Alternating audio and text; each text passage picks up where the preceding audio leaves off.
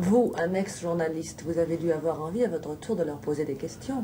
Oui, naturellement, je leur ai parlé du cinéma américain auquel nous devons tellement et qu'ils ne connaissent pas très bien, selon moi, et surtout le jeune cinéma américain qu'ils ignorent pratiquement ou qu'ils méprisent. De quel cinéaste leur avez-vous parlé?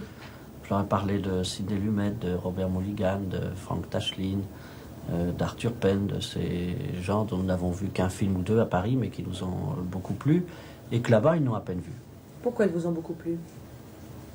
Parce qu'ils sont, je crois, un renouvellement complet du cinéma américain, un peu comme certains films de jeunes en France aussi, qu'ils sont à la fois extrêmement vivants comme l'ancien cinéma américain primitif et en même temps assez intellectuels, mais qu'ils arrivent quand même à cumuler les qualités des deux. Pourquoi méprisent-ils ces cinéastes? Au fond, ils les méprisent parce qu'ils ne les connaissent pas très bien et parce qu'ils n'ont pas eu de succès. C'est le grand critère américain, c'est le succès. Votre film, lui, a eu du succès puisque vous venez de remporter le prix des critiques new-yorkais. Oui, il a eu un certain succès. C'est un succès ambigu, c'est un succès de produits français. Quand il est sorti à New York il y a 4 mois, il n'y avait personne dans la salle jusqu'à ce que les critiques paraissent. Et comme elles ont été très, très élogieuses, la salle s'est remplie. Et puis, je crois que ça a commencé à se vider justement quand les critiques américains ont décidé de lui donner le prix du meilleur film étranger. Et alors immédiatement, les gens sont revenus. Les gens sont revenus. Et quand je suis arrivé à New York, je crois que ça a commencé à se vider de nouveau. Puis comme on a fait des interviews, on a un peu parlé dans les journaux, tout ça, et je crois que c'est reparti à nouveau, ce qui fait que le film se joue depuis 4 mois.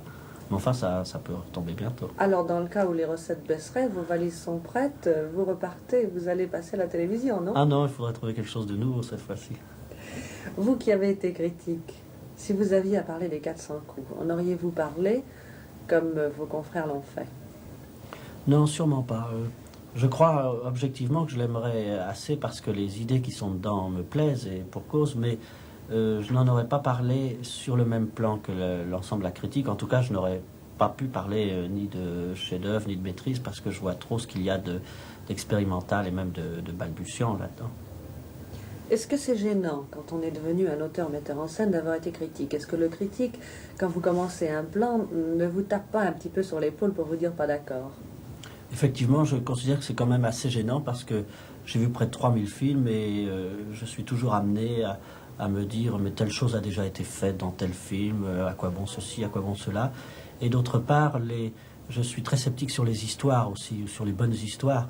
Alors aucun scénario ne résiste à l'analyse, je le tourne dans ma tête et finalement j'ai souvent envie d'abandonner le film au dernier moment. Mais alors comment arrivez-vous à faire un film? Parce que je crois que c'est l'avantage du cinéma, par exemple, sur le roman, c'est qu'on ne peut pas abandonner. La grande machinerie est partie, les contrats sont signés. J'aime beaucoup les acteurs, enfin certains, en tout cas ceux que je choisis. Et il y a cette espèce de promesse à tenir qui est un stimulant. Enfin, il faut tenir sa parole. Et je crois qu'à partir du moment où on est dans le bain, c'est-à-dire dès le premier jour de tournage, il n'y a plus de problèmes de ce genre, plus de doutes généraux. Il n'y a plus que des problèmes quotidiens, strictement matériels, qu'on peut résoudre dans le bruit et dans la rigolade. Et finalement, c'est assez exaltant. Et de nouveau, à la fin du tournage, les doutes reprennent.